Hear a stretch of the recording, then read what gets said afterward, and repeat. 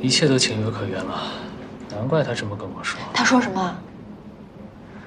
他说，也许只有你才懂得如何治愈他的伤。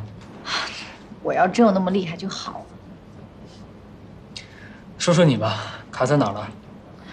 我的概念是啊，那面墙是不同于现实的另一重空间，是属于程老师的回忆世界。那份回忆如此珍贵，我就想把它保护起来，然后我就卡住了。我不知道该怎么去展现另一重空间，又该怎么把它去保护起来。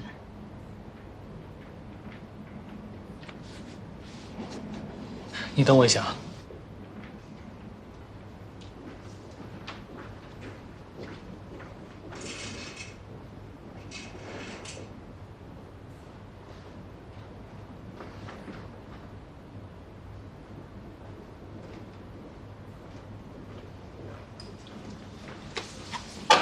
送我的啊？谁说送你的？打开看看。哦，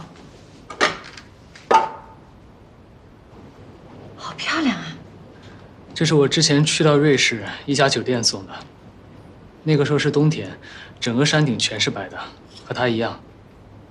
我当时住在一个叫玫瑰小镇的地方，那段日子我过得特别开心。哦，所以你看到这个水晶球就能想起那段回忆。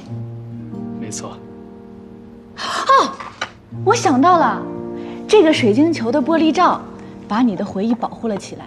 那我们也可以用一个玻璃罩把那面墙的回忆保护起来。你反应的倒挺快啊！而且玻璃这种材质啊，晶莹剔透，似有非无，就好像回忆一样。其实我发现你还挺有设计天分的。老板，能遇到你真好。嗯，我是说，谢谢你，能让我进工作室工作。我从来就没有想过我能有这么好的机会，离我的梦想这么近。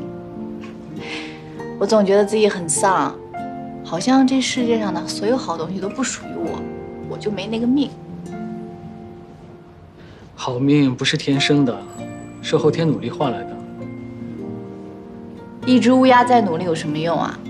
我总是失败，总是倒霉，同学都躲得远远的，总觉得我的霉运会传染给他们。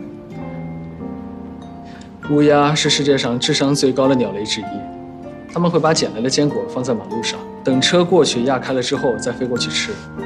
而且乌鸦非常的专一，一生都是一夫一妻制，他们会用一辈子的时间去捍卫自己的领地和恋人的。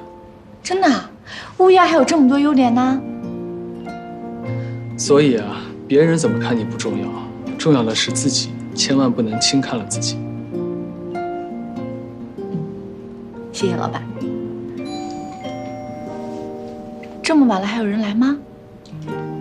我点了外卖，你还没吃饭吗？老板，你真好。我只是不希望我的员工饿着肚子加班而已。快去拿外卖吧，一会儿边吃边整理方案。遵命。